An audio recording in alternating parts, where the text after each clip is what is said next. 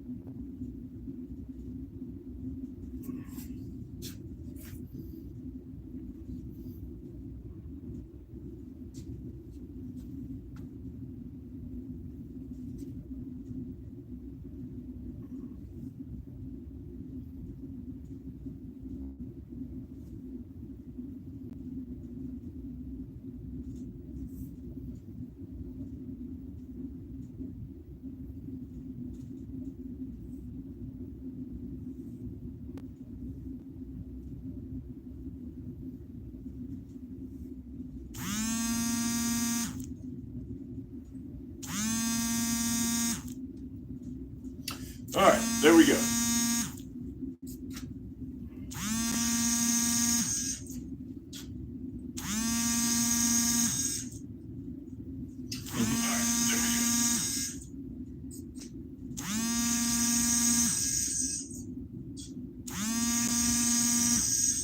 That would be my phone ring. So we're just going to let it ring for now. All right. So welcome back to another episode here on Mountain Men Axis. And today we're going live. We're going to be mounting, or I guess I'd say remounting, this 4-pound Grants vs. Brooks Dayton pattern. So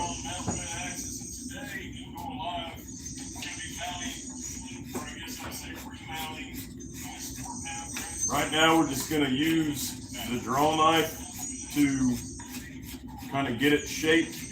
Now, those of you who have watched the channel will probably remember the last time we mounted it.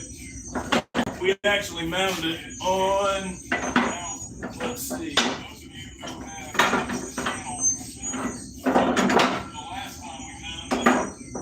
There we go.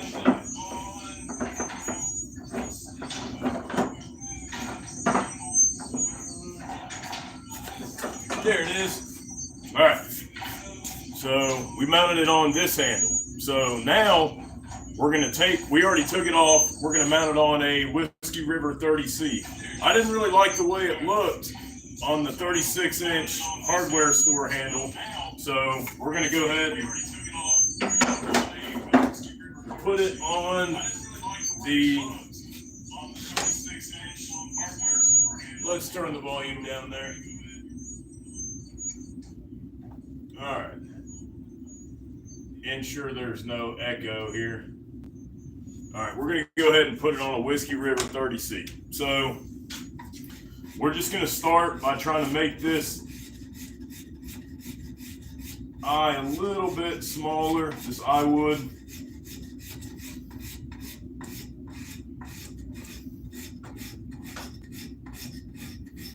We're not trying to go past the point we've already been. We don't want to shrink this.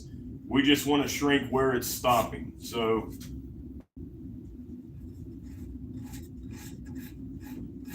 all right, let's flip it. But before we do, I always like to sand down this spot. Make sure that that's nice and sanded.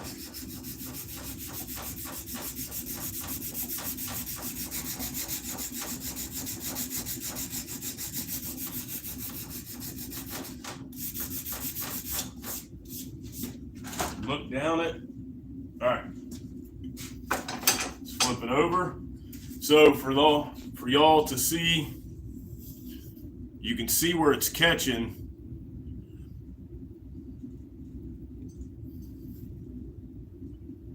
right there. This side we've already smoothed out.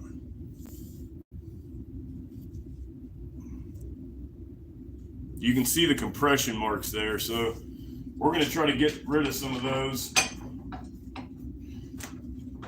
Let this thing sink down. Random man, I don't believe it. I wish I could. I just don't. Wait.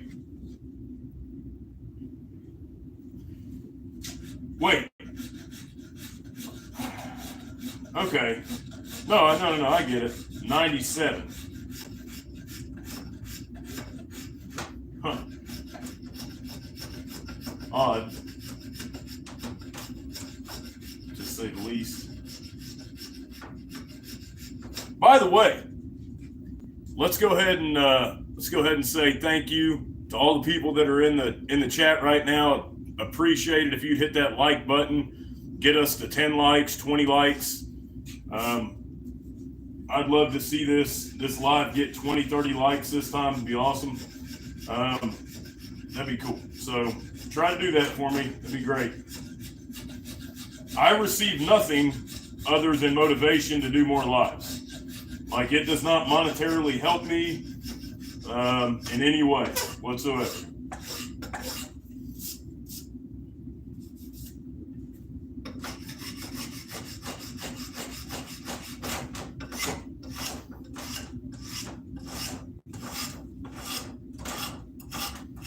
So here in a minute, we're going to put that axe head on here. We're going to see where it's catching. And you'll see that I'm hanging it with a closed hang, what's called a closed hang. You'll have an open hang where your axe head is sitting upright like this, and then you'll have a closed hang where it's kind of guarded and protecting the handle. And so the way I like to do it, I like to mount axes with a closed hang. I think that's the best bet. So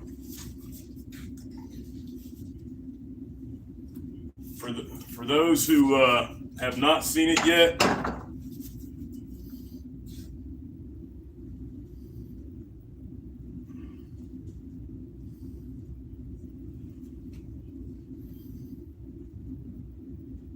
this is the Made in Sweden Gränsfors Bruks. This is probably a 1960s, 1970s era axe head, so that's pretty cool. But, all right, so let's get it started the way we want it. We want to make sure that the orientation is correct. We want to make sure that our bit is aiming dead center. And once that's going on, I like it. I'm not putting any pressure on the head. I'm just kind of letting it go down, all right? So now we'll give it a few smacks. That's all she's got. All right, see how it's got that closed hang? How the bit is coming downward instead of looking upward? Well, that looks great, and I love the way that actually works in real life when it comes to falling, because it protects your axe handle. So when you get tight in there and you've got that wedge already formed and you're trying to get in more with the axe head, you're not going to break your handle. So there's a reason for a closed hang. Just dropping in for a minute. Hey, Brian DeBears, dude, I love your channel. Thank you for stopping by. If you could hit the like button, I'd appreciate you forever. Man, you've got some amazing axes, some amazing content. Keep doing what you do, man. I love your channel. So definitely, any of y'all that are in here, go see Brian DeBears. He's a phenomenal YouTube creator and axe lover, so check him out.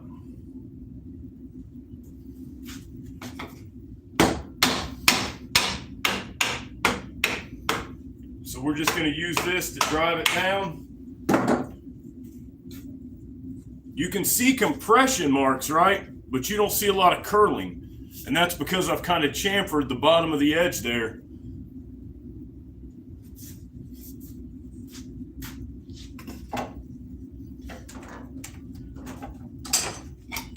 So we'll take this out. We'll have a look at the handle and see where we need to make changes. All right. So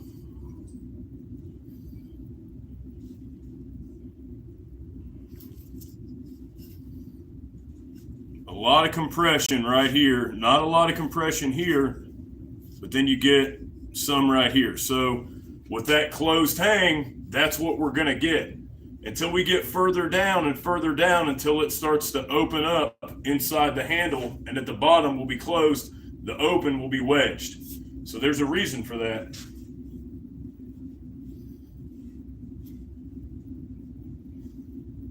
Everything looks good so far. Just stay in the process, not getting excited. Don't take too much at once. That's why I like using my draw knife. I just lightly use this corner, left-hand side corner.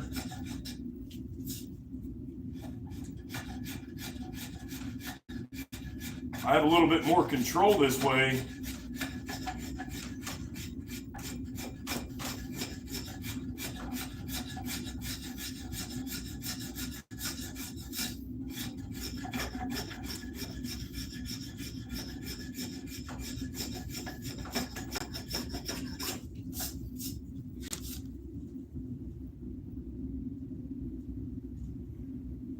Okay, so that looks good. We're gonna hit it with the sandpaper.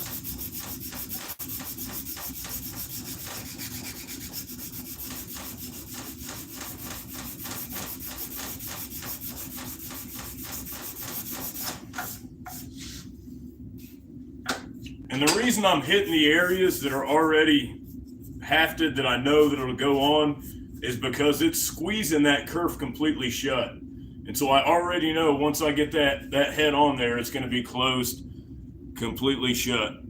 So I'm just trying to give myself a chance to be able to have a good wedge, a full wedge seat in there. So, man, you can really tell by these compression marks on where this head's going.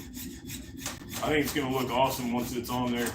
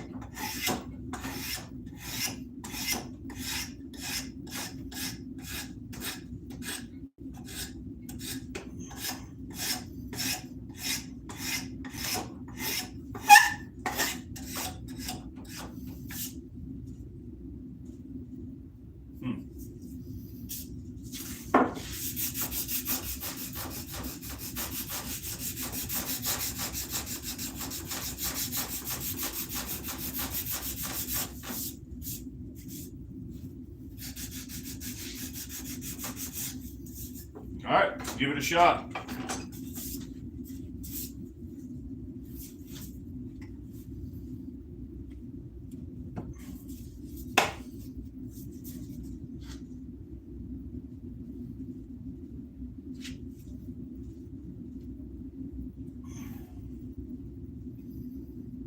Okay. It's about where I want it, so let's see.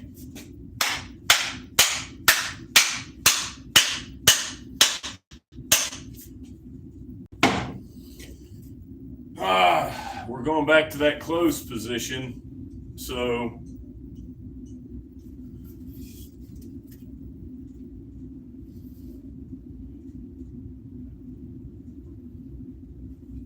which I will say, hey, New Beginning Woodworks, glad to have you in here, buddy.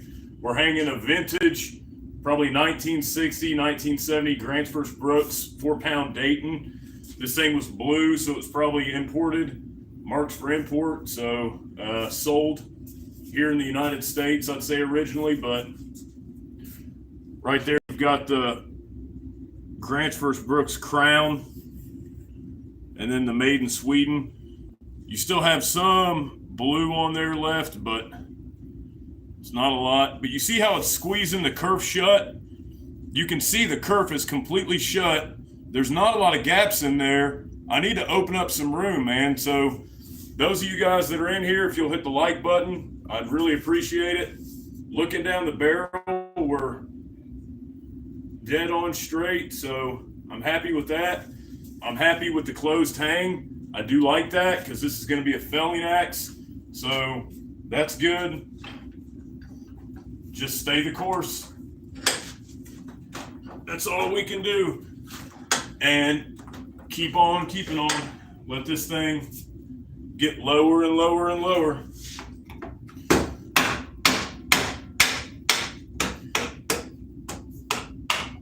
All right, let's look at it. Let's look at our compression marks here. Let's see what we got. You can see right there that V shape where the compression is. So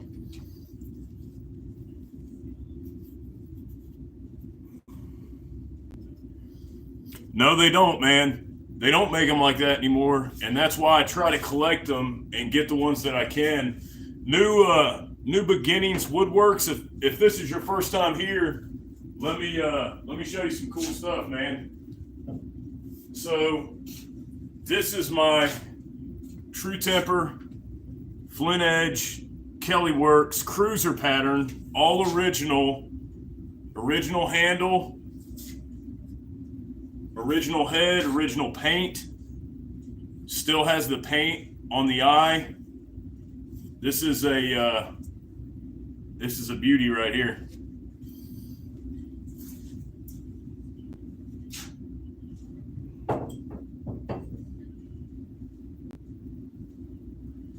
Let's see.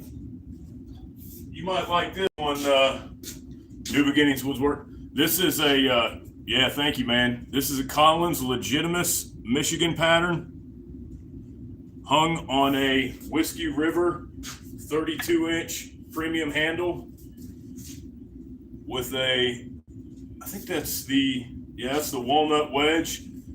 Man, this thing just looks beautiful. It was just a phenomenal hang. I mean, I was overjoyed with the way this thing came out. There's zero gaps in this at all. So I'm really happy with this. The looks, the performance, I mean, this is all around. It still has, it's old enough where it still has the convexness of the cheeks. So you could actually split with this some certain types of wood if you needed to. And then I got this little guy. Oh, I got many, many more, but I love this little Norland. Just a little Norland, little hand hatchet. This thing works great. So I'm glad you asked that. We're actually doing a handle building series right now, and this is what I'm working on.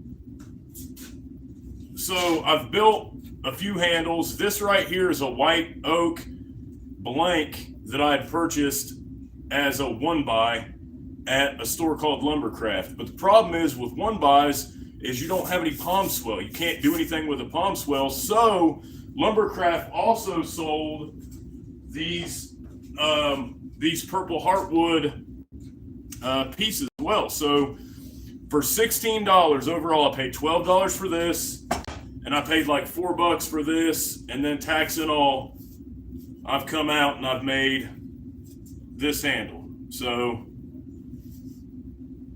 very straight, good grain orientation.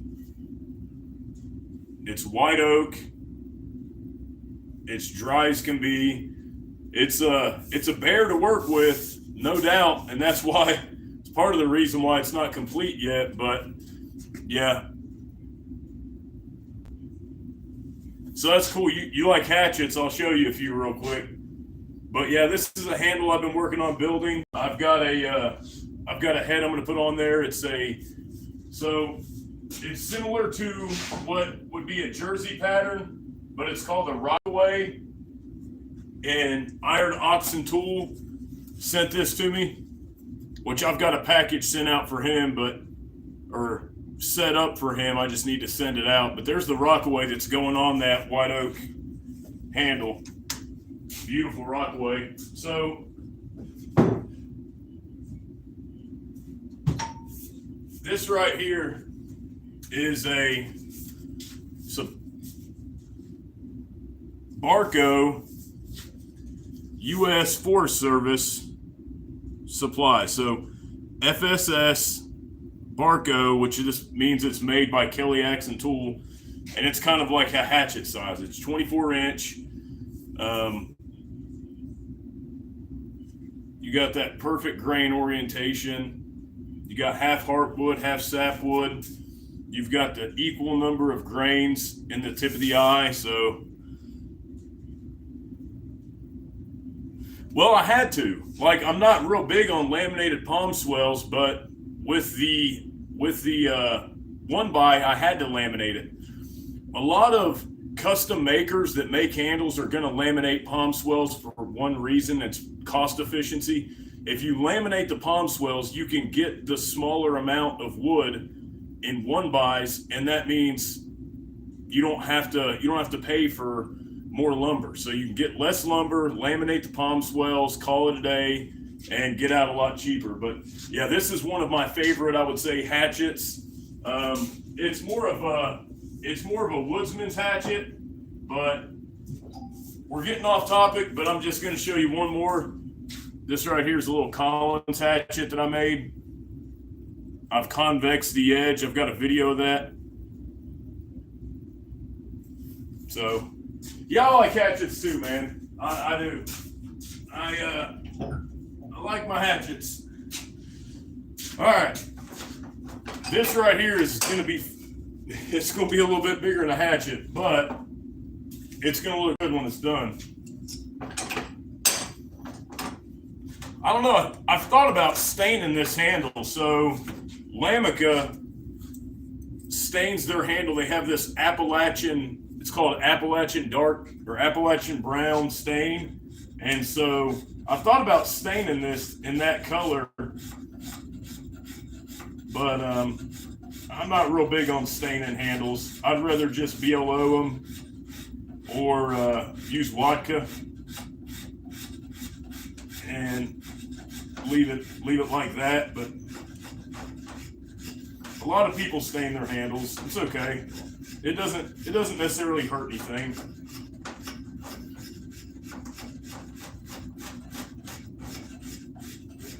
As you'll see, I'm taking little amounts but repetitively, and I do that for a reason, and so I don't mess up and take one giant chunk out and end up with a gap at the bottom of my axe head.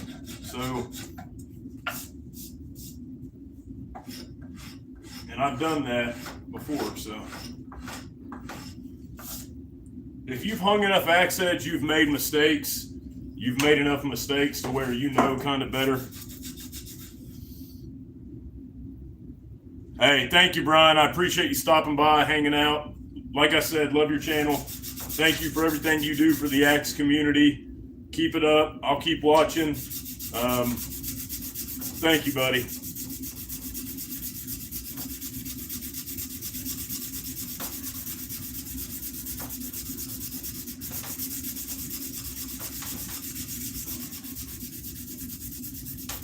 Yeah, I was actually showing my wife Brian DeBear's channel this morning, and man, he has some amazing axes. He has some really nice newer axes. So I've also made handles for blacksmiths, and they all want their handles torched and then sanded. Yeah, so I'm confused on the torching of the handles. Like Buck and Billy Ray, he'll hit them with a little flame just to bring out the grain. Then he'll vodka them, which the Danish oil will then soak in. Once you hit it with the flame, it'll open up the grain. Little particulates of grain will open up, and you can then vodka it, and it will close and absorb that in a better way. There's another way you can do it too. You can spray it with water, which sounds counterproductive, but spray it with water, and you'll have a bunch of odd fibers pop up. At that point, hit it with the sandpaper real quick or a Scotch-Brite, and once that's done, you'll have the smoothest handle you've ever had. I mean, that's just a phenomenal way to do it. But that's cool. You've made handles for blacksmiths, man. That's neat. Now, this is touchy. I don't like doing this. I really don't like taking wood from the front of the eye. Normally I'll just sand it if I have to, just because it's so easy to mess up. This 30C actually came with a smaller round back here from Whiskey River, so I'm kind of trying to work with what I got. They did, in fact, now, you'll hear stories from several different people talking about Whiskey River's customer service, their products, such and such. I've had my own experience with Whiskey River. So one of my first experiences with Whiskey River's customer service is they sent out a 5-pound Council Tool splitting axe, and it never made it. UPS dropped the box off, took a picture of the box at night, and the box was empty. So the UPS driver knew they delivered an empty box that did not have a 5-pound axe in it, took a picture, said it was delivered. I get a hold of Whiskey River. I say, hey, my axe never came. The box came, but the axe never came. They reshipped the axe, no problem. They followed up with UPS a little bit, but they reshipped it. My next experience with their customer service would have been this. So I got this 30C in, and it was crooked as a question mark. And the kerf was crooked. Like if you were to mount the axe, it would have you wouldn't have had a straight hang. It would have been off to this direction, right? And it's still crooked. So if I look at it now, I'm still a little off, this is the new one. So this is the new one that they sent out. This is the one that's crooked, and you can see it. So I contact Brandon. It's late, it's way late. I waited way too long. It's been like 30 days. I contact Brandon. I'm like, dude, I know it's been over 30 days, but I'm just now getting to the project. I opened the box. The handle's crooked as can be. Is there anything you can do? I'd appreciate it, but if not, it is what it is. I understand. He's like, dude, I already got one shipped out. It's coming your way. Awesome, man. Thank you. That's amazing. That to me is great customer service, right? Cool. Great. I ordered a cruiser handle for a project I'm working on for a friend of mine, and it gets here, but I ordered walnut wedges with it. And so I get the cruiser handle, and I'm like, dude, I'm already making more orders. I'm going to continue to order from you guys. So I get the cruiser handle, but no walnut wedge. So I message him like, hey, dude, it's $2, but no walnut wedge. Check your customer service, your quality control, QC issues, maybe check that, see where you're at. And never heard back. Just noticed that they were out of stock. So instead of just saying, hey, man, we're out of stock, we don't have any more, sorry, I just didn't hear anything back from them. So that's okay. They've been good to me. I've had a good experience with Whiskey River. That doesn't mean you will. That doesn't mean everybody else will. It just means I did. And so now, do they troll people on the internet? Yes. They troll people on YouTube consistently, like it's their job. I don't understand why, but that's just what they do.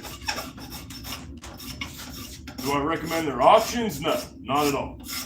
Not when you have a production axe. Go for that you can buy this Council Tool Woodcraft pack axe that you can buy for $146 on Amazon, and it goes for $179 on their auction site. Well, they should cap that, because you've got people that are unaware of you know, the axe community, they don't know. Maybe they're a new buyer. They don't know that that axe is only 146. So they go in and they're like, oh man, I'm getting a good deal on this Woodcraft pack axe, but really they're not. You know, it's nothing special. It's a factory axe. It's not been had anything done to it, and they think they're getting a good deal, but they don't know any better. So that's the only thing that gets me. Now, if you've got a plumb 4-pound national and it goes for $250, $300, I understand. I get it. That's fine. For y'all coming in, hit the like, subscribe, please. Turn on those notifications. We're going to do a bunch of new hanging, chopping, splitting footage coming up soon. So, right now we're hanging a vintage Gransfors Brooks, made in Sweden, Dayton pattern head.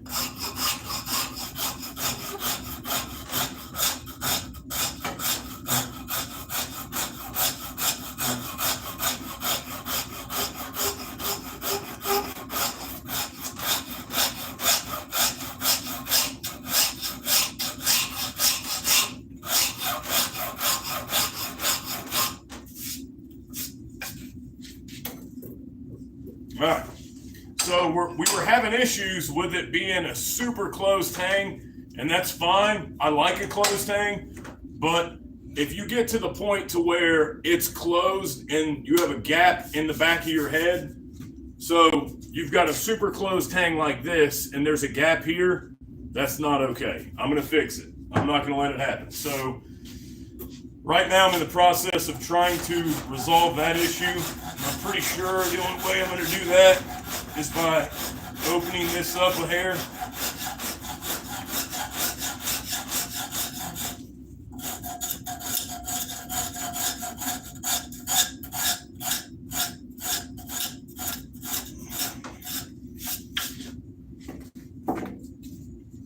All right, now that I've hit it with the rasp, I don't want to try to put the axe head on like that. It's gonna grip it. Right now I'm still test fitting, so and getting that final fit. So I want to clean up these rasp marks big time.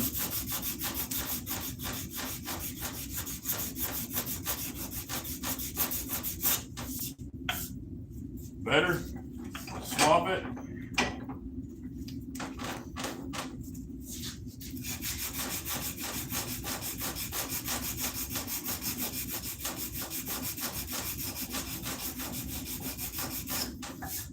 All right, let's give it a shot. See where we're at. Sometimes I'll put BLO on here just to see if I can slide the axe head on a little better. But a lot of times that's at the final stage, the final step. So am I lined up? Yep. Just gonna go ahead and slide it on. We're still sitting with that closed hang, which I like. I want it to be a closed hang, but only if I'm going to close up at the back too.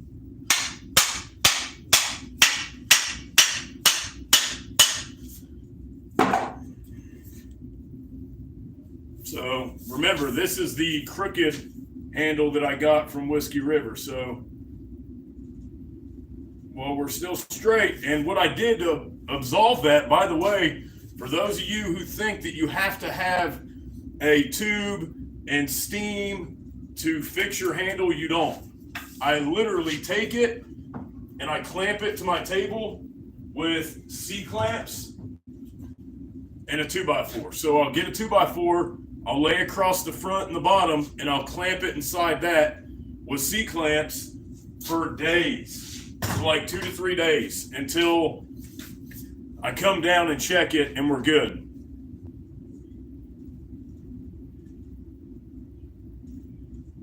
Man, I agree, dude. New Beginnings Woodworks, yeah, absolutely. If they have good customer service, they're the ones I'm sticking with. Now, I've still got that super closed hang. I am going to take care of that, or I'm going to try to take care of that by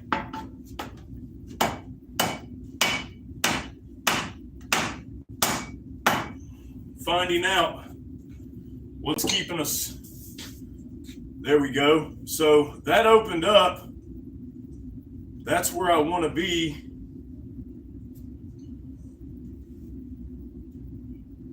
So the sides, okay.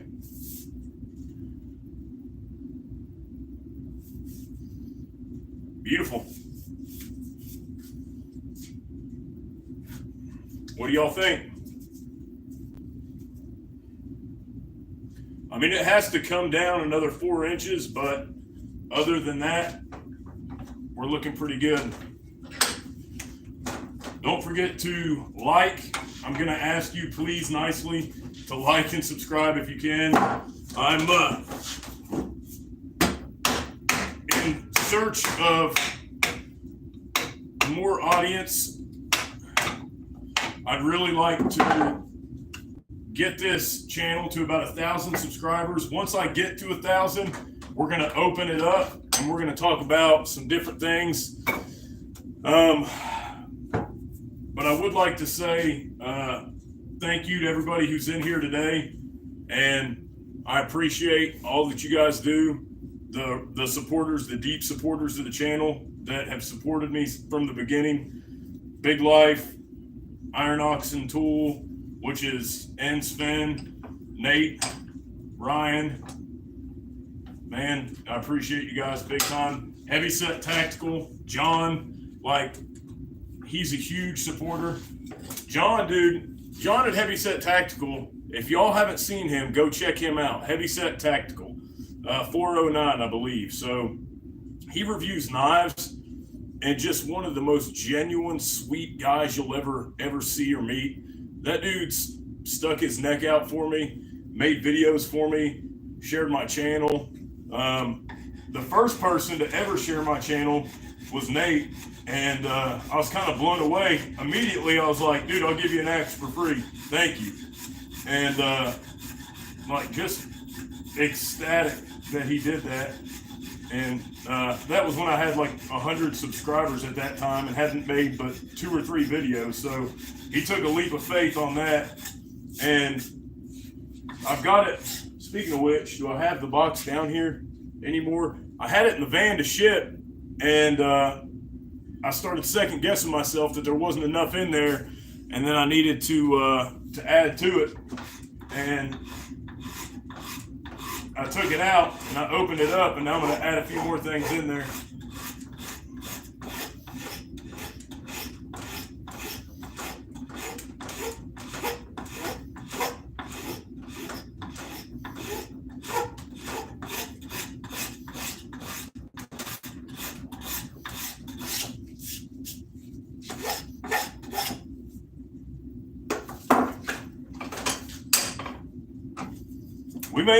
We may not finish this today. I don't know. We'll see. Depending on how this goes. Now, I want you guys to see, now we can actually see marks in the middle here.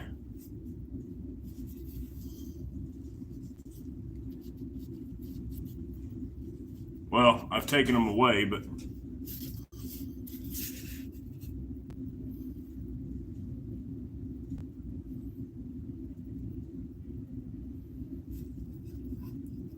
still void in the back.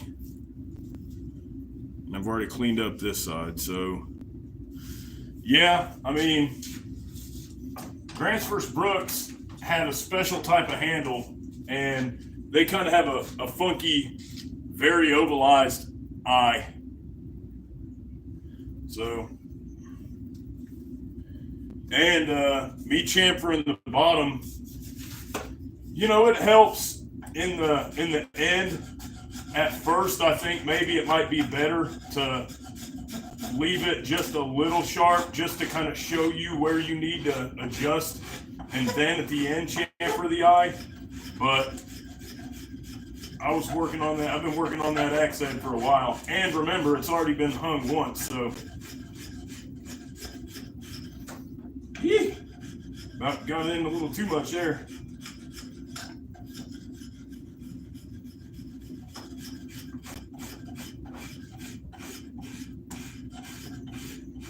So I know if I'm hanging it down here, then all that needs to go. I already know that.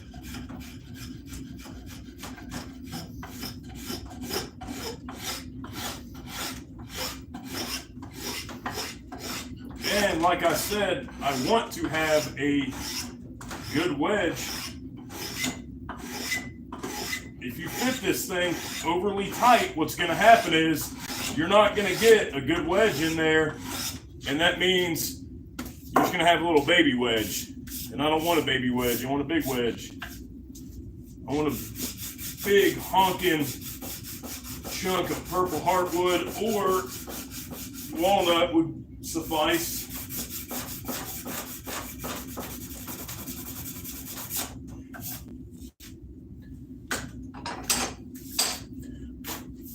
All right, just to let you know, we're almost to the top. I think this will be the seat that brings us out, the coming out party here. Oh, yeah, baby, come on. Huh? We're almost there. We keep going with this closed hang though, and I'm not sure exactly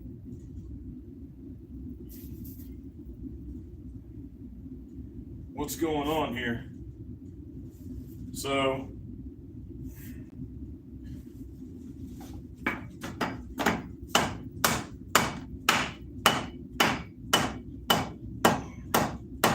the old rubber mallet, straighten them out there.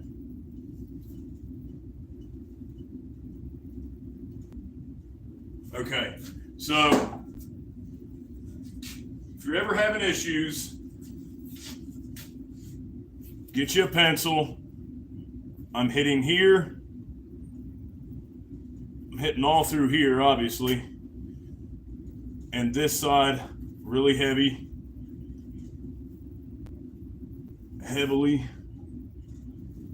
And that's after hitting it with the mallet. So I'm not going to strike it with the hammer. There's no need.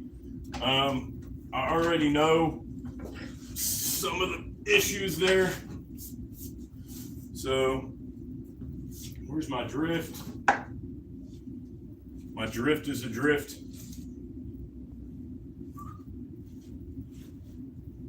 Huh? Ah. All right.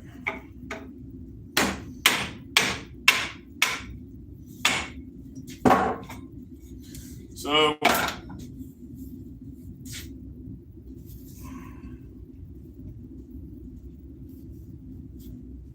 you can kind of see where my pencil mark is.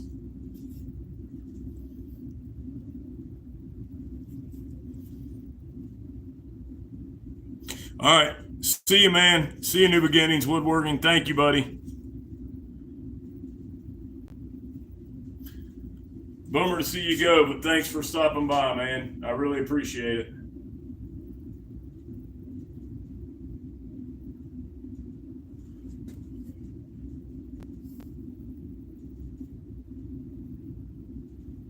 All right, this is going to open up. Okay.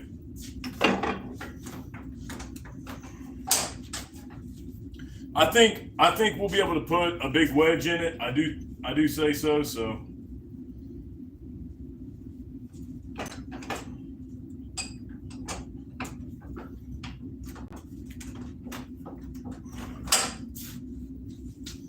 you'll have to excuse me 1 second.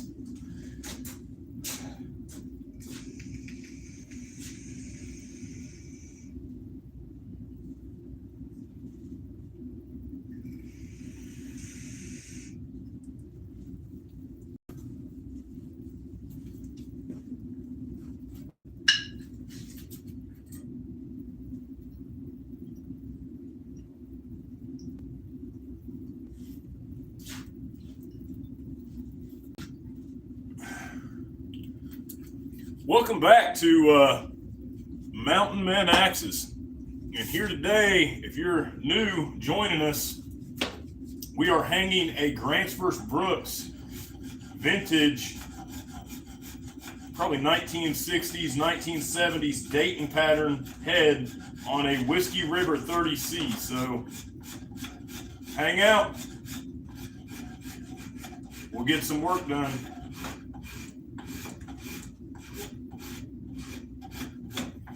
Hit that like button if you're in here.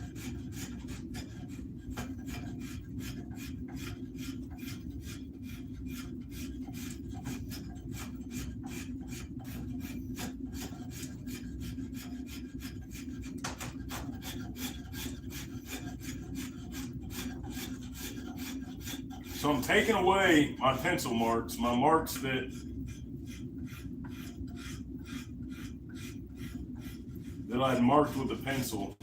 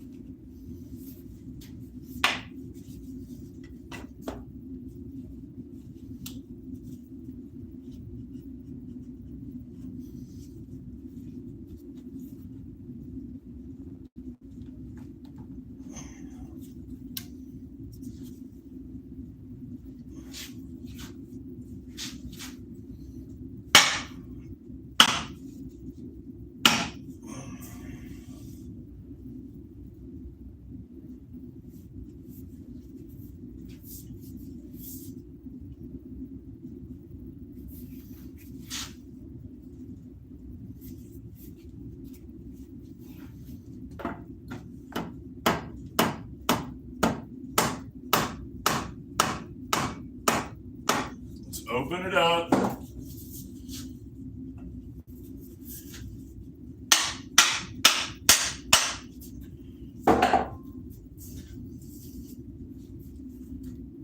All right. It's looking pretty good now.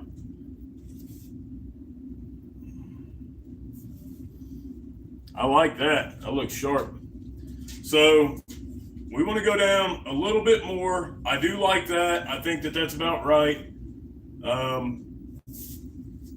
don't know. I'm running out of options here. The thickness just isn't there for the handle. I mean, I'm going to have to seat it. You can see the gap here.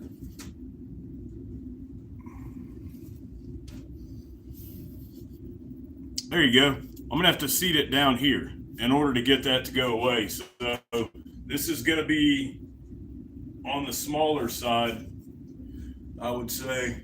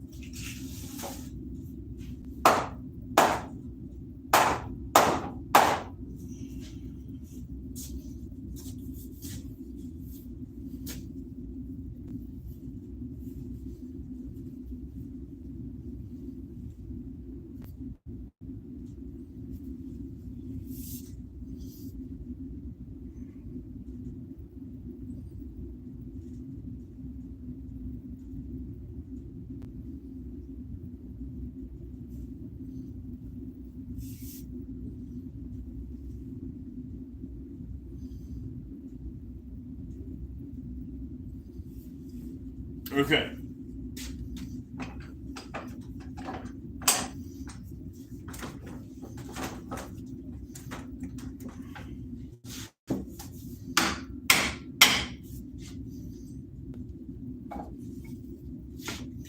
All right. So now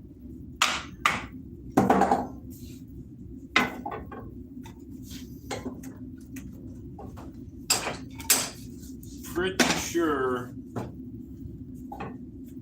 we're getting pretty close. So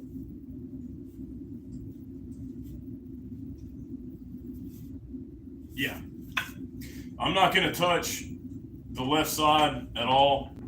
I'm just going to hit this right side where I know that I'm digging.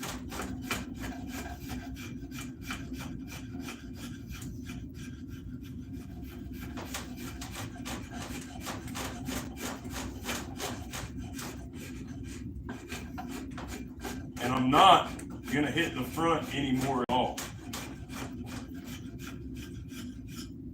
I think that as far as the closed hang goes, it's as closed as it needs to be.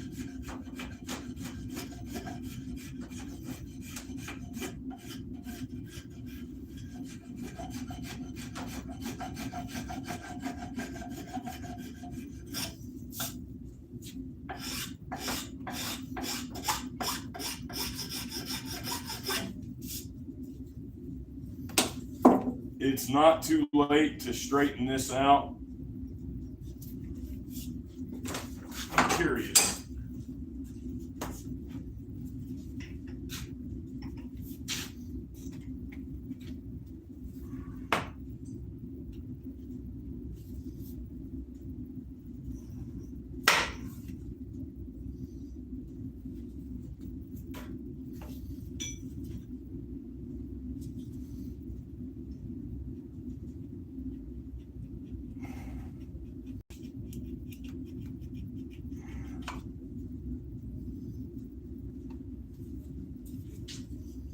I have a Plum Connecticut sitting around that I was wondering if it would fit.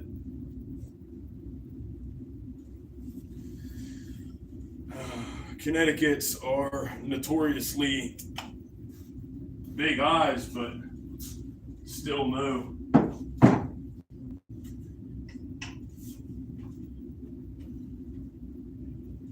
No on the Collins. So looks like it's just going to fit the GBA, which, remember what I said, I'm not going to hit this left side. I'm not. I'm actually just going to hit it with a card scraper.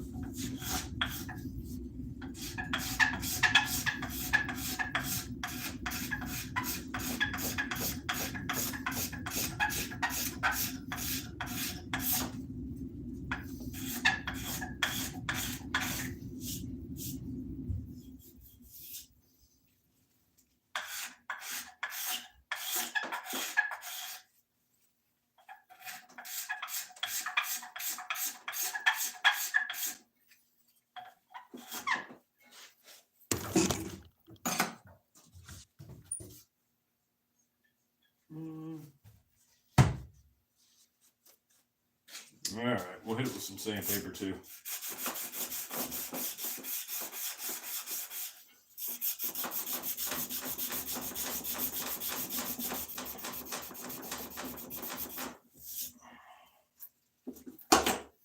We'll take a little bit off here. Right in the center where I want it to go down.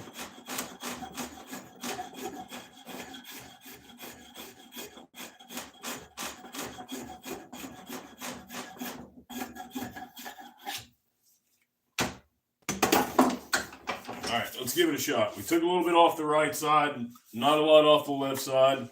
We're going for less of a closed haft.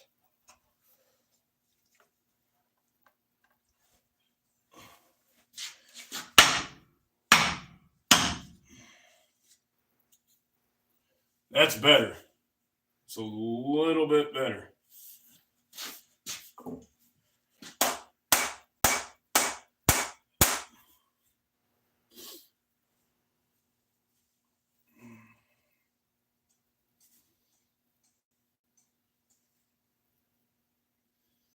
I don't have any gaps to speak of that are killing me here.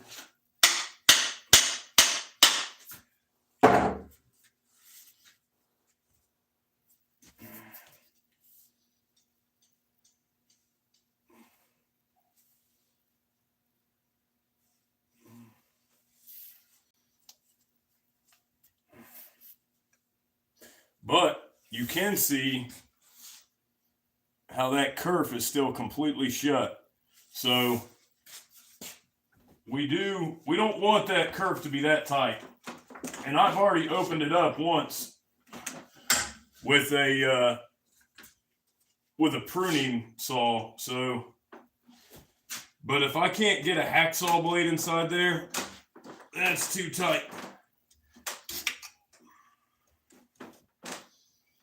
And normally what I try to do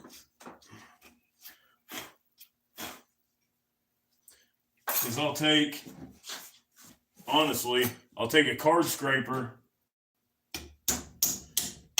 and I'll hammer it in there.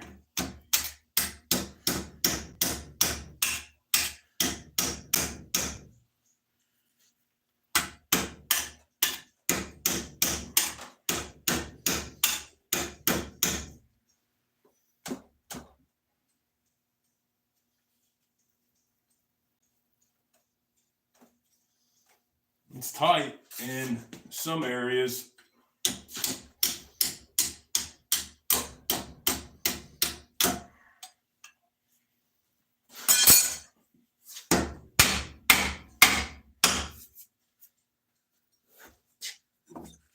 All right, let's see. That was without taking anything off the left side. That was just taken off the right side. And once again, there we are, heavy on the right side. So we really need to take some more off the right side. Hey, thank you, Farming. I appreciate that. Farming Nature's Way. I like the sound of that. Hopefully you are pushing farming's actual nature's way. So that's awesome.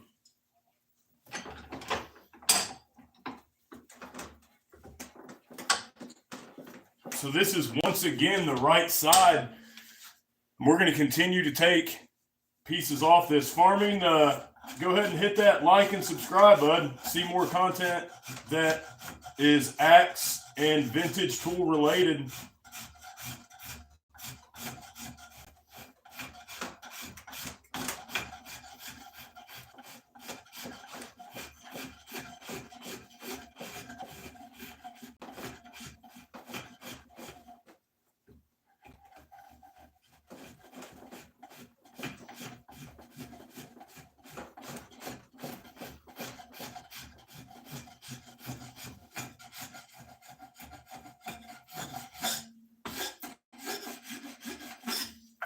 All right, there's some more taking off that right side. So, yeah, absolutely. Let's see how it goes.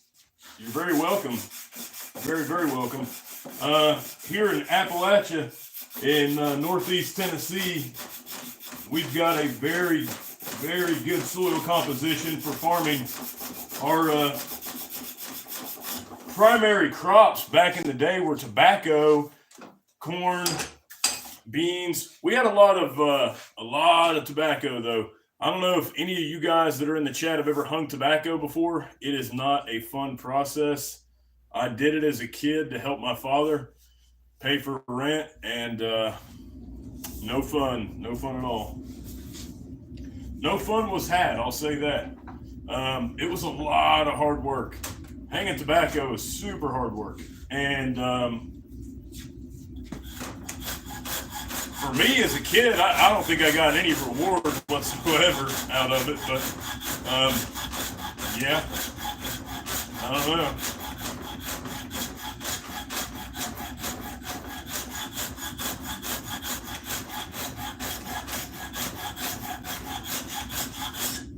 All right, let's see if we can force this axe back. That's what we want. We want to force it back into position, which is hard to do. So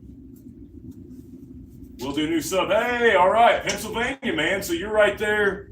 You're right there in the Appalachian Mountains. Dude, that's awesome. I've been to Pennsylvania before. Driving through, never stopped. My mother, who yesterday was her birthday, her and her first husband got married, I think, in Hershey, Pennsylvania. So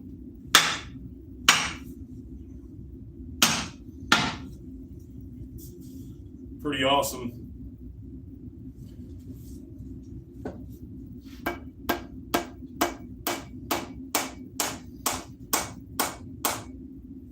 Now we're starting to see that kerf open up a little bit.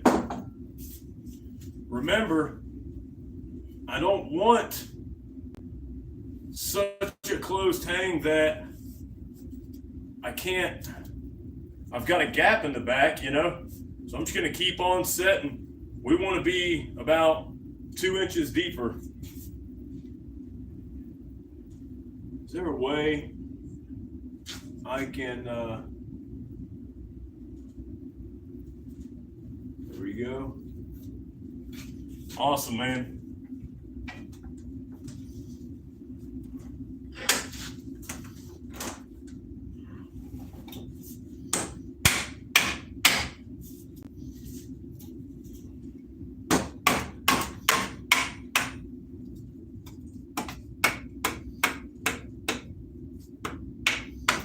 You know, I had this head, and I had it on a link handle, and I just didn't feel right about it. The hang did the same thing there too. Like it set heavy in the front and opened up in the back. So you've got a hang that looks like this. So when it's over with, you've got a hang that looks like that, and it's got a gap in the back. So I'm okay with a closed hang as long as it's not got a gap in the back.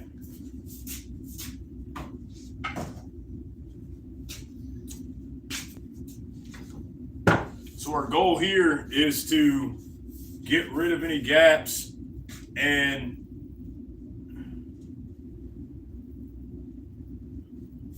so that's our left side there.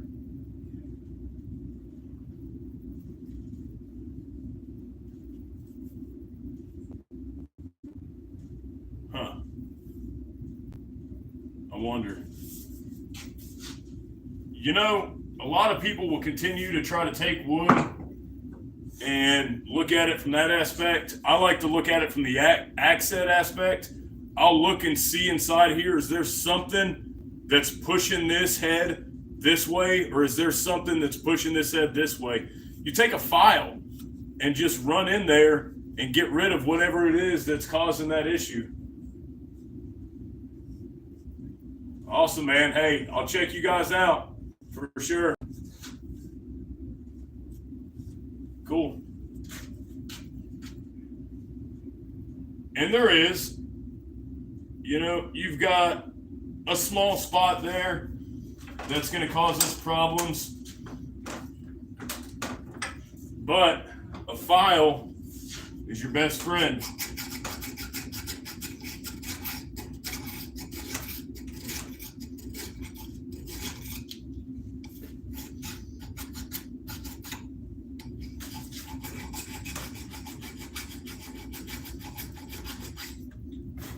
Don't file both directions. Well, normally I wouldn't, and to be honest, I'd agree with that. But in this instance, it really doesn't matter.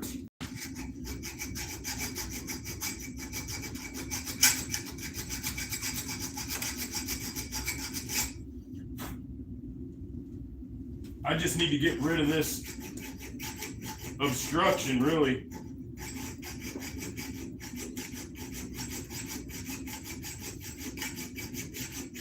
And create a round opening here instead of a pushed opening.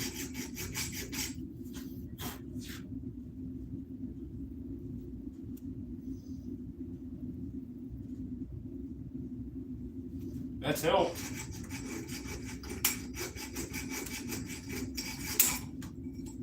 Good deal.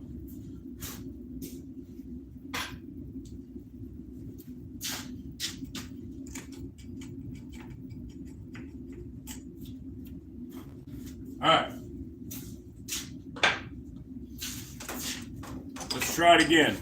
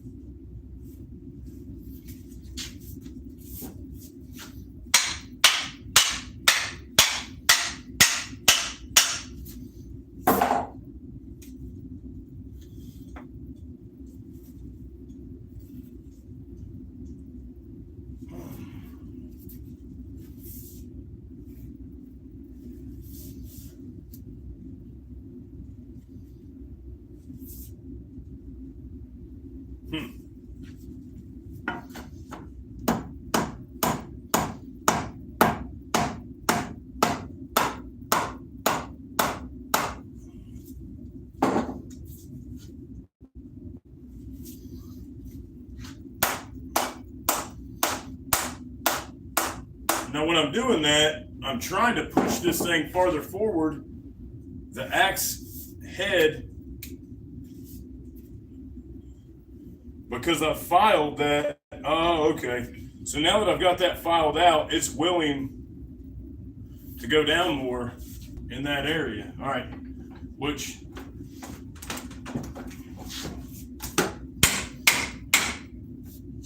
I hadn't taken yet.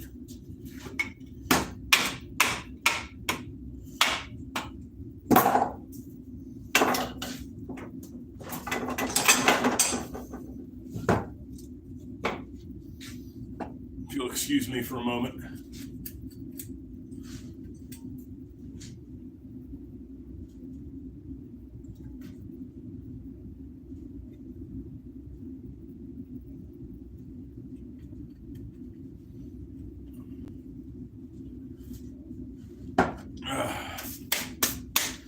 Spring water.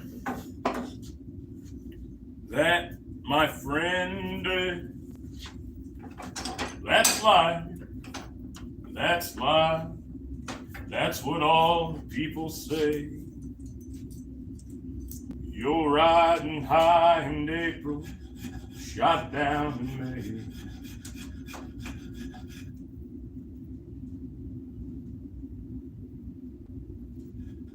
But I know I'm gonna change my tune.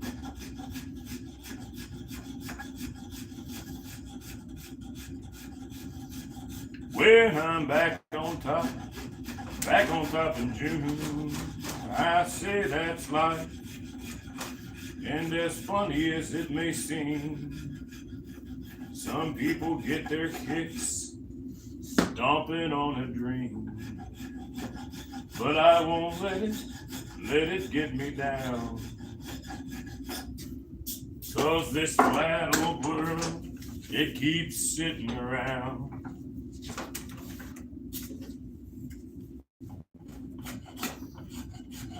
That's a bummer. I didn't want to do that, but I didn't have a choice.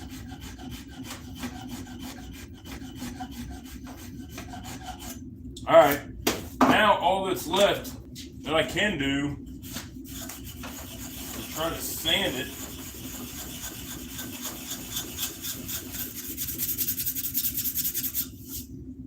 That's just the way these GBAs go, man. They sit funny.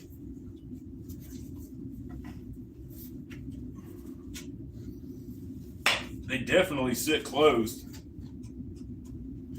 And that's fine. I like a closed hang, but I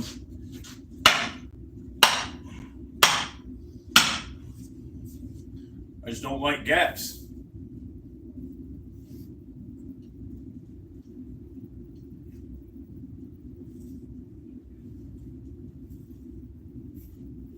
And I mean, realistically, I have none. And everything looks good there. Looks good there.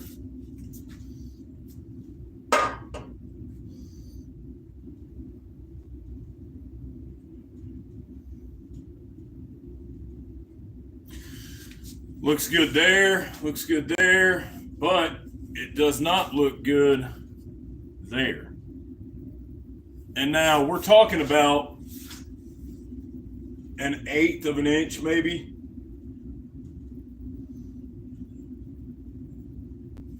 I mean, I guess I could open up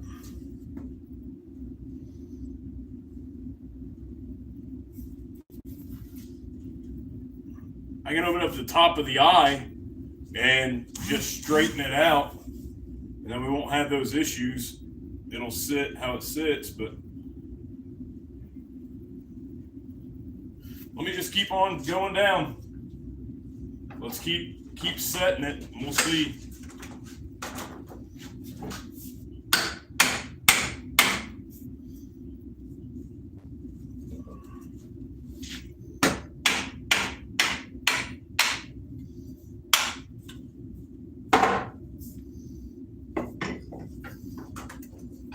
Welcome back if you're new.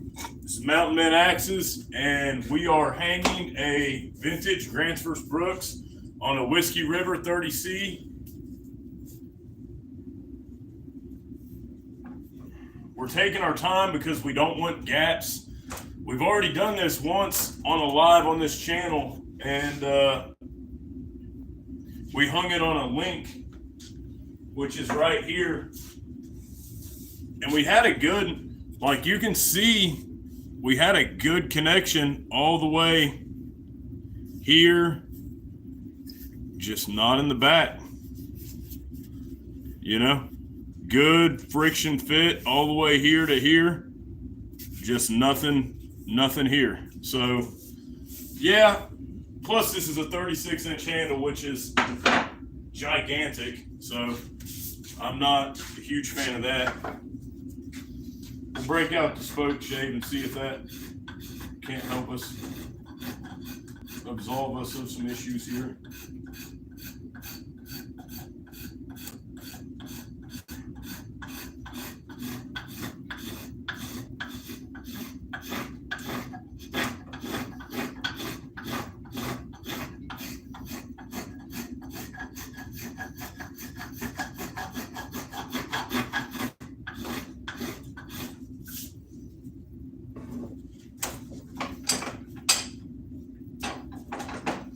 let's look at the front and see what's going on here.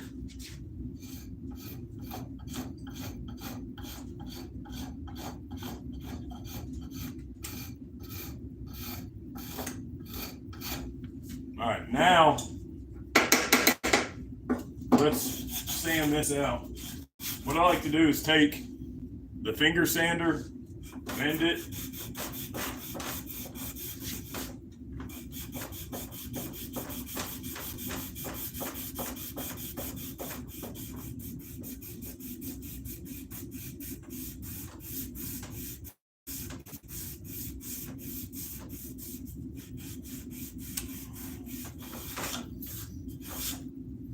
I don't want no gaps. The gap is a girl that can't get no love from me. Hanging up back inside of his best friend's axe.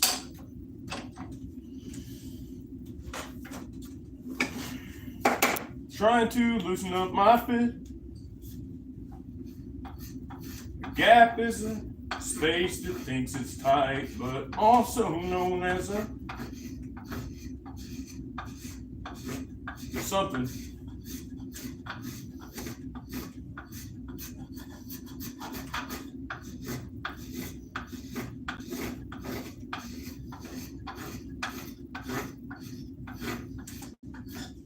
All right, man, we're doing it. So, as much as I like dread, well, I don't dread it. I just don't like doing this unless it's the last resort. But it is the last resort because we're getting close. Well, no, if we keep going down, eventually this is going to get tight. And so that's where we're at now. We're getting to that point to where eventually the butt end is going to get tight. There's no option.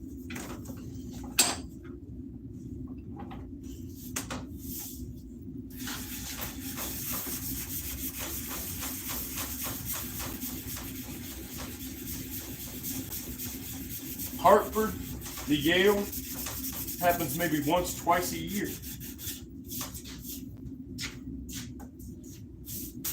How many people we got in here? 2. All right. Who in here has watched Jay and Silent Bob? Or Mallrats? How about Mallrats? About everybody has watched Jay and Silent Bob, but I want to know who's seen Mallrats. I know one of you has. 1 out of 2 of you.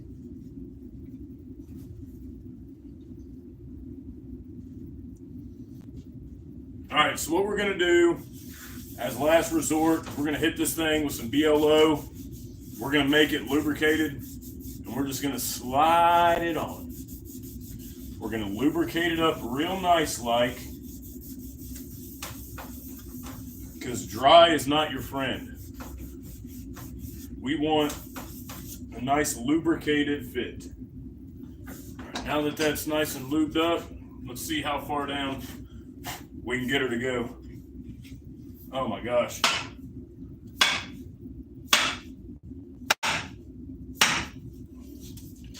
All right, well, this is not good.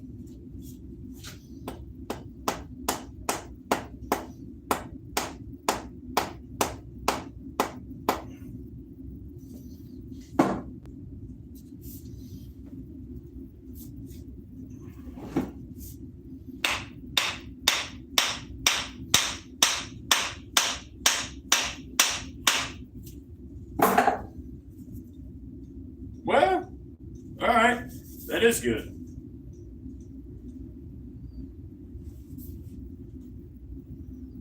So that shows us that that right side is what needs it.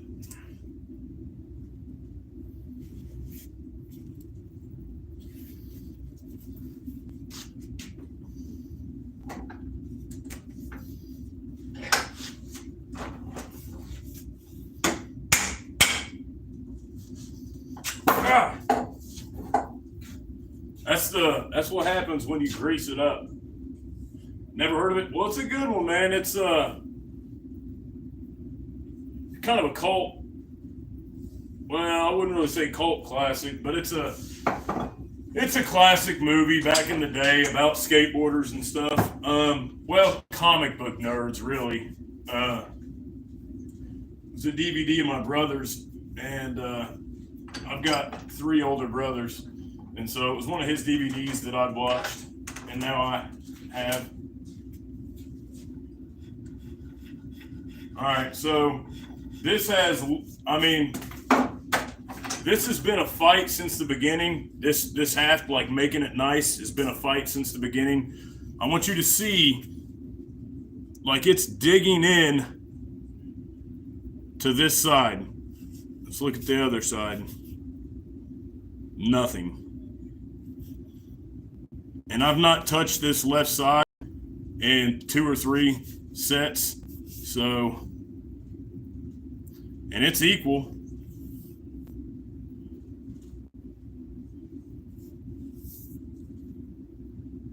I don't know. So, like I said, these are actually hand forged, which it depends on your definition of hand forging. This is drop forged. So the process of drop forging is done by hand. I mean, yes, there are machines involved, but that's like saying that, you have to plant every seed by hand for it to be a natural farming process. And that's not necessarily true. So,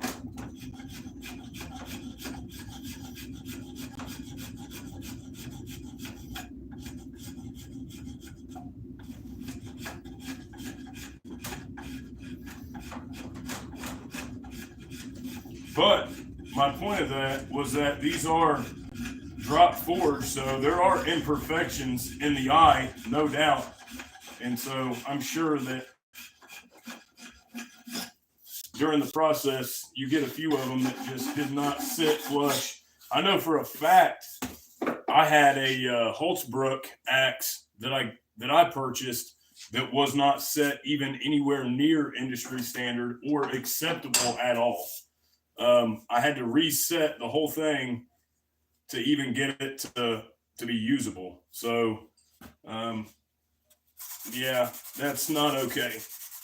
So I'd say that some of these GBAs came funky to begin with, but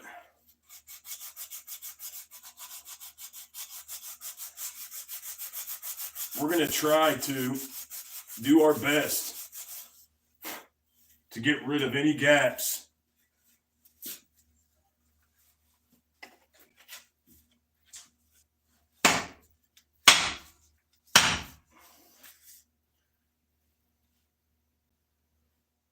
I'm actually happy with that.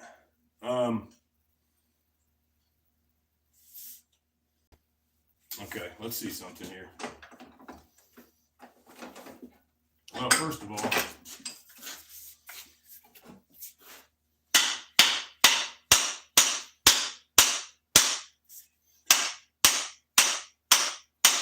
let's let inertia do what inertia does.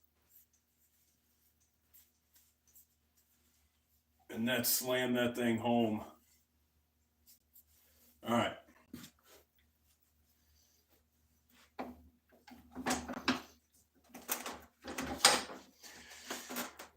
Okay.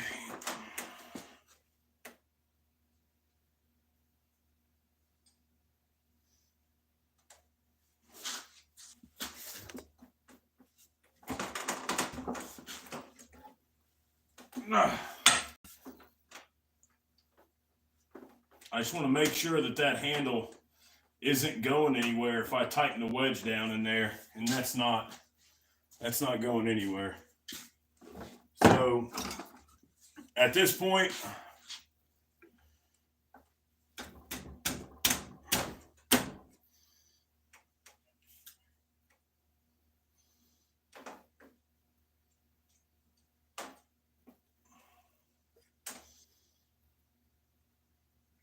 okay.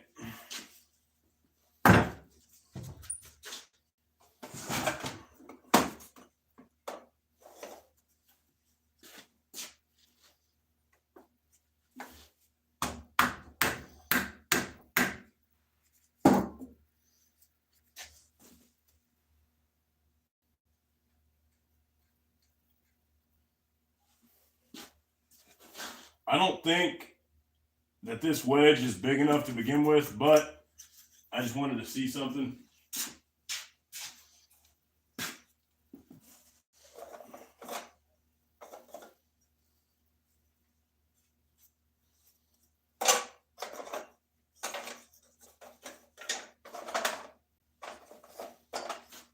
All right, so here's the Whiskey River Walnut Wedge if you order it. And here's Tennessee Farm Boys Walnut Wedge if you order it from eBay. So y'all hit that like and subscribe. This is what you get when you order a 12-pack of walnut wedges compared to Whiskey River's walnut wedges, which there is no comparison. These are phenomenal black walnut wedges compared to these. Now, in bulk, yeah, I guess, but even so, there's knots. These are going to bust. Like, these are bad quality. Now, maybe it was an accident. I don't know.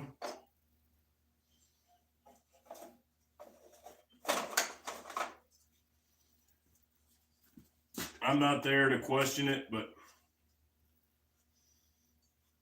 I do know that I'm going to use a sycamore wedge on this one because I was going to go with a hardwood wedge, but I think this really, really needs a lot of compression. So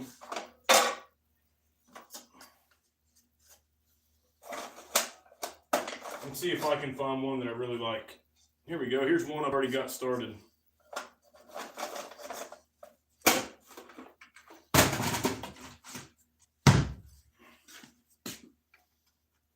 All right, so we'll take the handle out.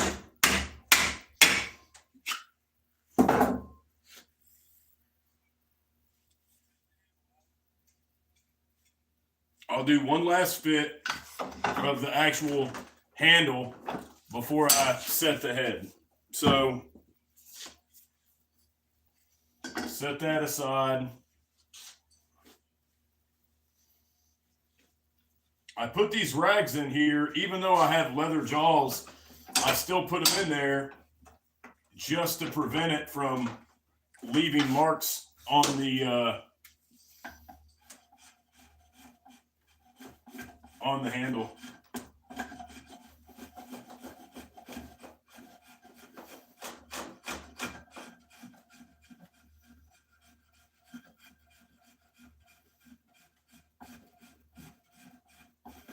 And on this one, I want to be very precise because this is the last time I'm going to scrape it.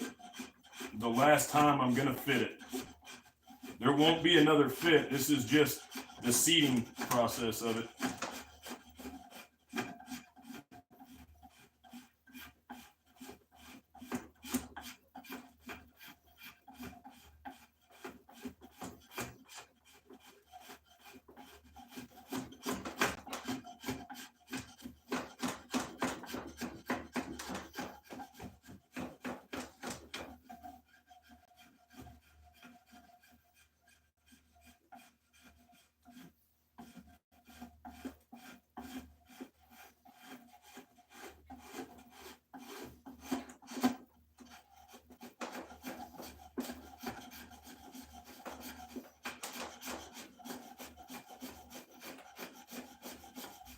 I hope those of you who are in here had a good day at church, went to church today, worshiped our Lord and Savior, Jesus Christ. Everybody, I want you to know everybody is welcome here. Am I going to give my testimony? Yeah, most likely. But everybody is welcome here. But I want you to know that Jesus loves you and that he pulled me out of a dark, dark place in my life. Years and years ago, I had a extremely traumatic childhood growing up and went through a lot of different things, and I'm sure a lot of you guys did too. that are on there. Farming Nature's Way, man. Thank you, dude. I love it. Thank you. God-given talent is what I'll say. God-given talent for sure. Any type of talent that I have is due to the Lord Jesus Christ. I'm thankful. I'm thankful for everything that I have and grateful. I'm telling you, I think gratitude goes so far.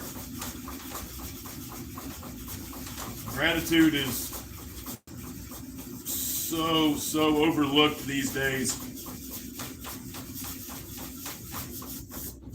Gratitude, gratitude, gratitude. I can't say it enough. Be gracious for what you have, and don't be so envious of what other people have. Social media procures that. It says, hey, nobody gets on there, and there's some people that'll get on there and they'll post a rough time that they're having. Hey, just lost my house, just lost, my dog in a fire, whatever the case may be. But a lot of people are on there, are posting the beach. They're posting the best times of their life, and they're not going to let you see the bad times. Come here, Whiskers.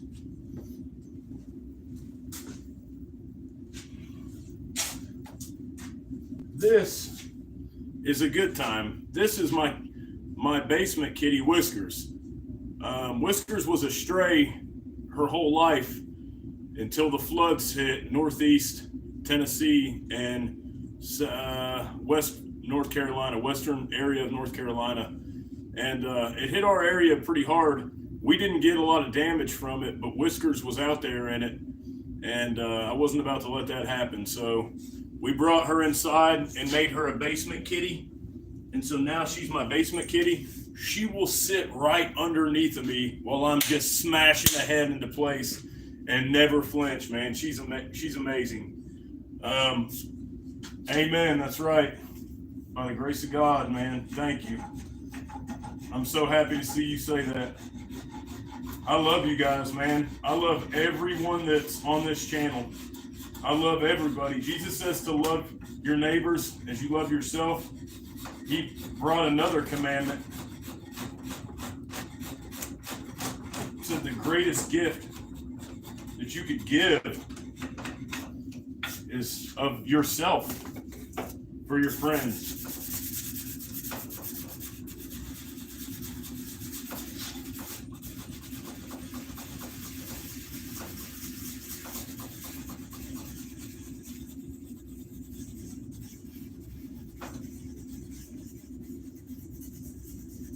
Right, that was the final fit, right? There will be no more fitting. This axe will seat like a champ, and it ain't going nowhere. There's going to be a lot of axe on here, and what I'm going to do is the same thing I did last time. I'm going to take this. This is super cool. This is 1988 boiled linseed oil or raw linseed oil. And this was made in 1988, and it's aged.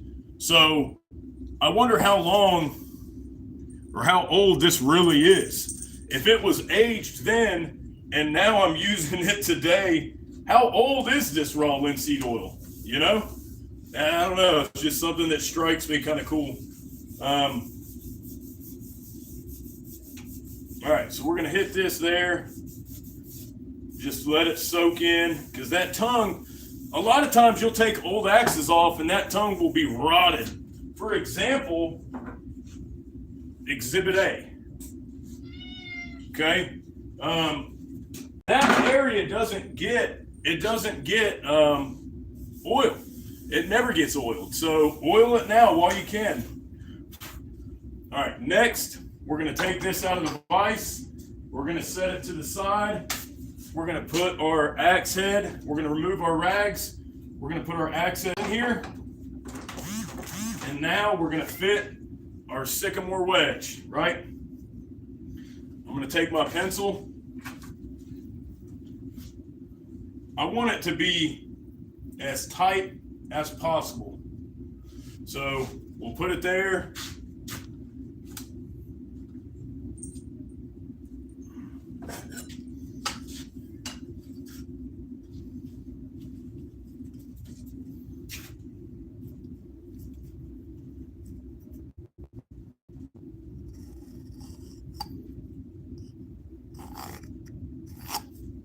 Okay.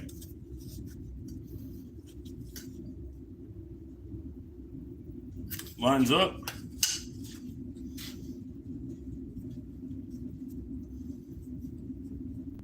We'll hit the top. And then we're going to eyeball it because there's a saying, measure twice, cut once, right? We're going to measure twice and we're going to cut once. So now that that's in there, we've got it eyeballed. We'll take it out, throw it here, put this here.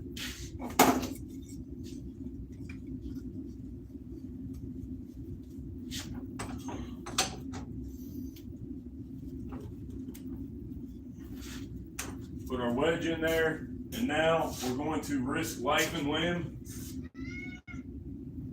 to come over here and get that saw and get to cutting. What is it, Whiskers? Whiskers has food and water, by the way, y'all, in case you're wondering. She likes to be loved.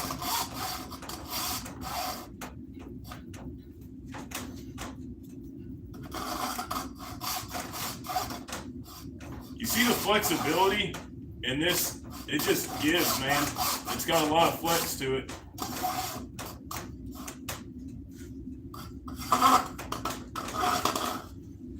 That's catching it. I ain't playing that game. We're not breaking it today. So I don't want to get my head chopped off because these axes fall. They are sharp. We're not playing that. We'll grab our Japanese pull saw and go from there.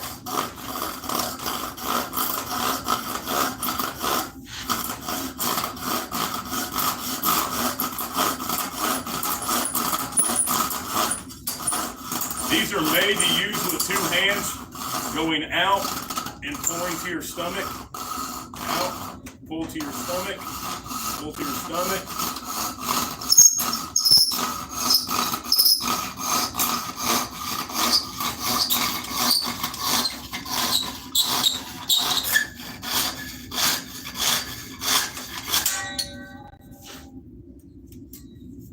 Okay. All right, now that we have that side trimmed, we are going to put our axe back into the vise because remember, we want to fit this wedge. We want to make sure the wedge fits as far down as we can get it. So, let's see.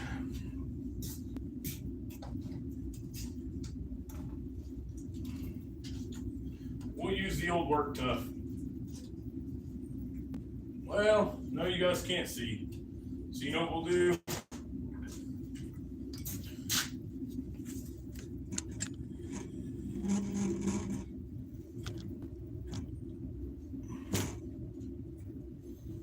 Just open up your view a little. And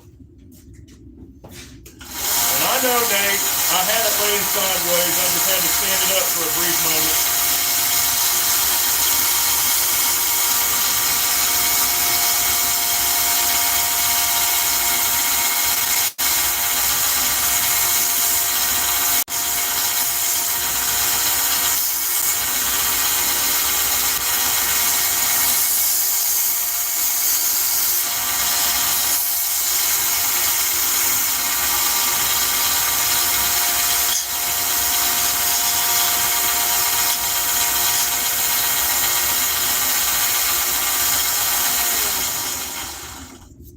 We'll stop, check it. It does go in, but not great, right? We're not perfect. So what we can do, because this is sycamore and I don't want to just kill it.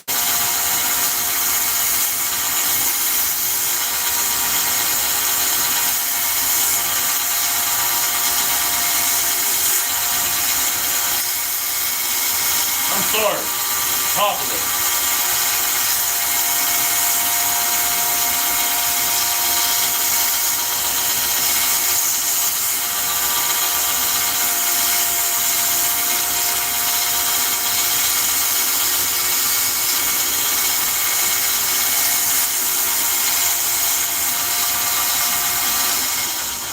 it's poplar and it's extremely soft. So, I mean, you can easily just eat away at this stuff and it just never come back. So, but it does compress extremely well.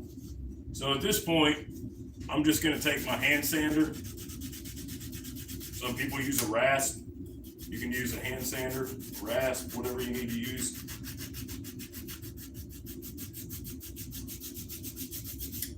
What matters is that this tapers. This is open. I want my wedge to taper as well. So this doesn't really make as much of a difference in the back. It can be a C, essentially a C shape.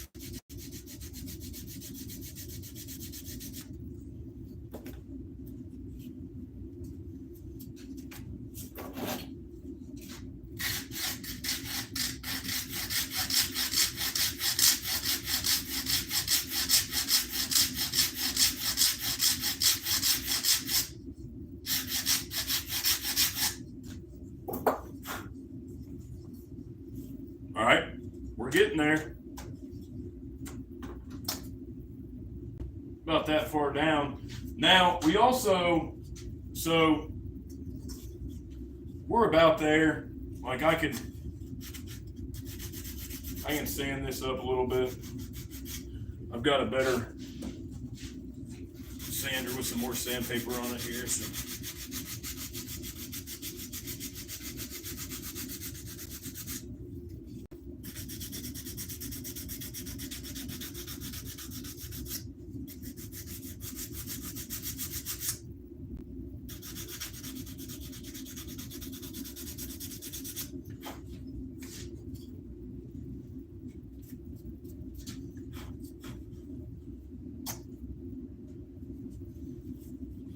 And you can fit this as meticulously or as little as you want.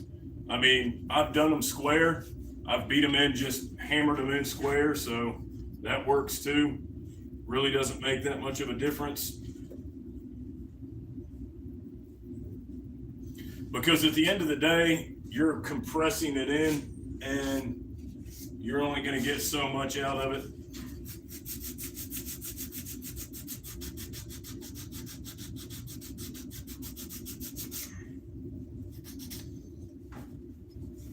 All right, come on back. We're done over there.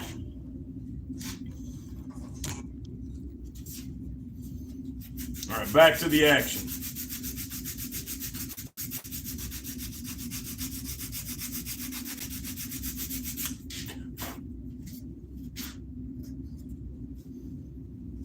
Looking good, soaking down. Now remember, we've got probably about 6 inches sticking up above, where our head is right now. And we need to cut about 3 of that off. So whiskers. That's whisker biscuits come running around there.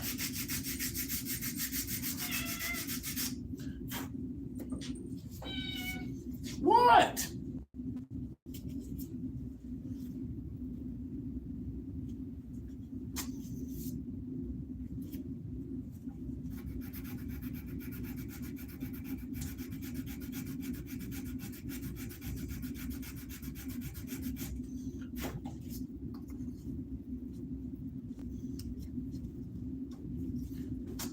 All right. It's time. 5 rounds in the UFC light heavyweight division. Presenting first, out of the blue corner, we have a 4-pound Grants vs. Brooks Dayton pattern. And out of the red corner,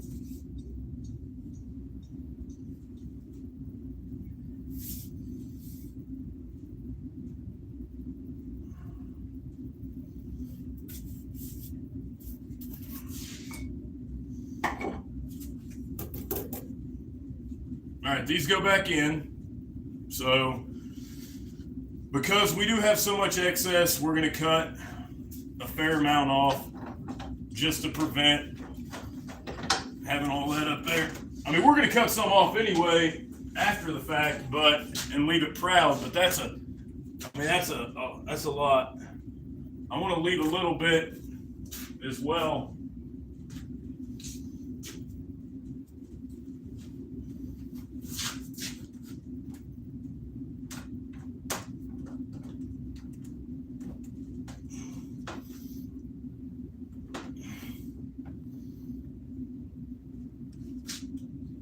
I mean, that's it. That's what we got. So.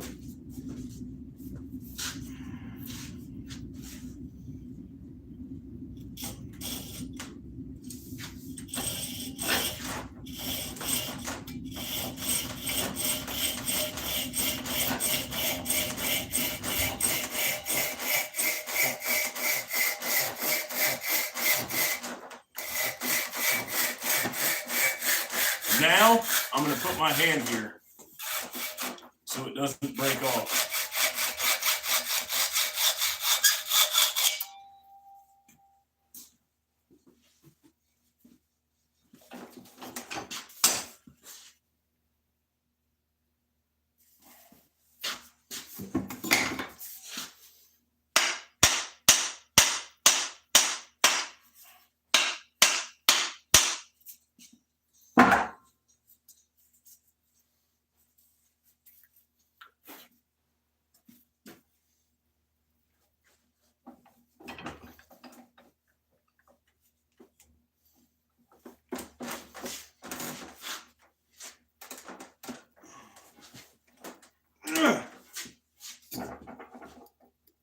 All right, so we're going to open it up a little bit. Remember what we did the first time with the card scraper? Same thing.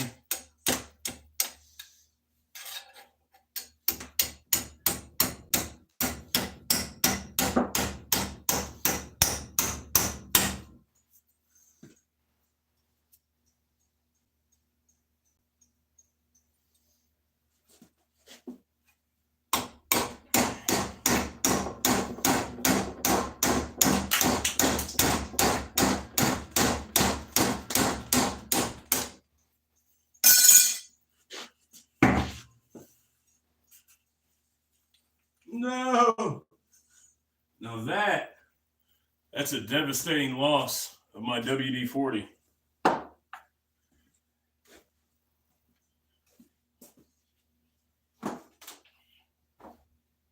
I guess, aha! Success. Yeah, man, WD's like liquid gold. Okay, good. All right, so now we're just going to take our hacksaw blade, go all the way down till we hit mark it, bring it up, and check it. So we're close. We need to shave a little bit off, but I don't think we'll get full compression on it anyway. So we'll mark right about here on our wedge, letting us know that that's bottom. If we hit that, we've hit bottom.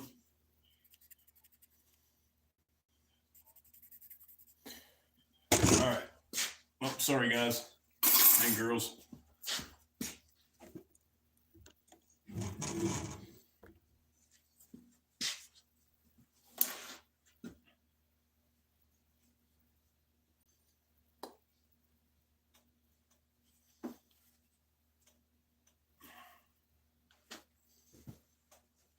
Now, to break out the big guns.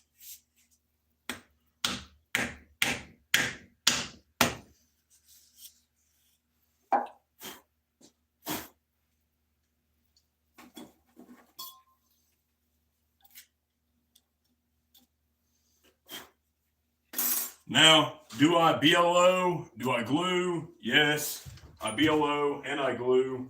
So what I do is I get boiled linseed oil, I rub it on the wedge.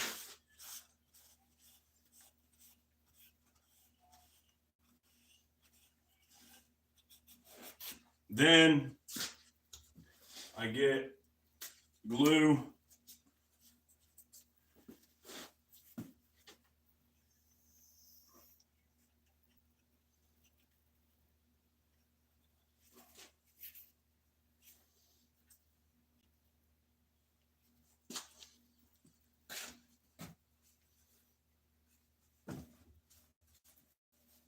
I prefer Titebond because it's weatherproof.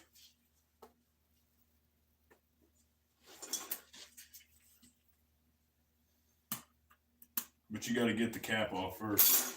Okay. So a lot of people say, well, what if I have to adjust to moisture conditions and it's a bad hang, or, I've got to take it loose? Well, you can drill it out. So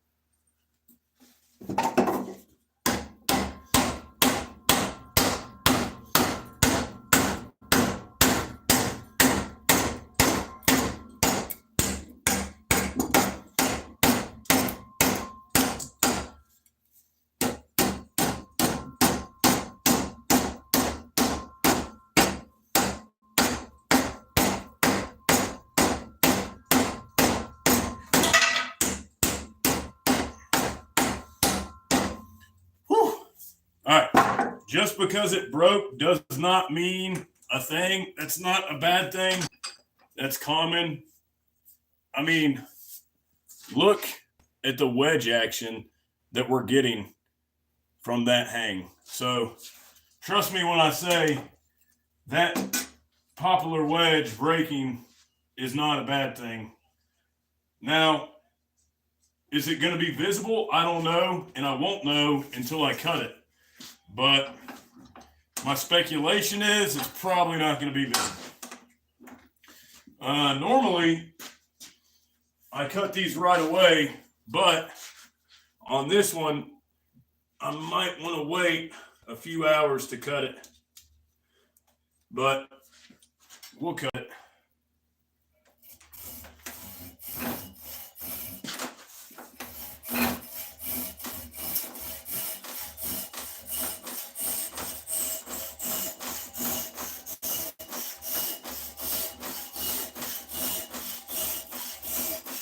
I don't know if you guys have ever seen Tuatai hang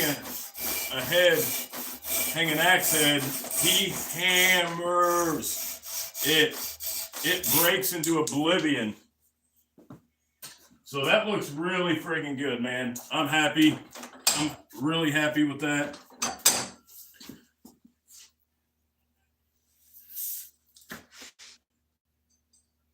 It's got a great wedged out area there. So, man, I couldn't be more pleased with the hang on this. Now, I have seen some people here lately. I know, I can't either. I'm very surprised that much wedge went in. I bent it to my will.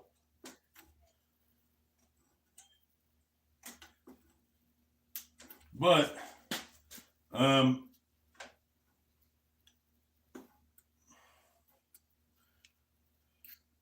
Huh.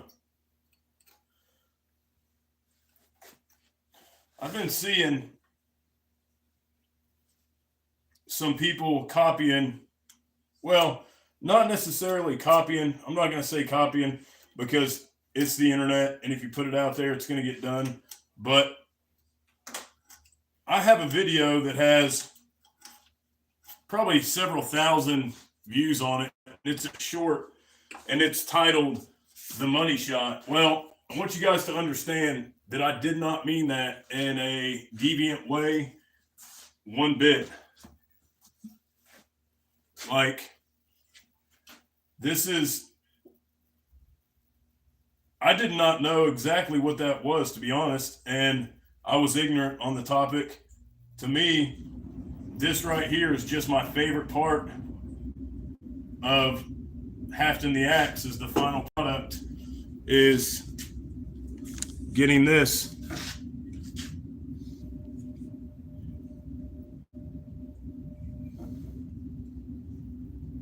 It's beautiful. Getting a little bit right here, which I'll trim this down. I've cut it now, but at the end I'm going to end up rasping it and then rolling these edges, which is what I always do.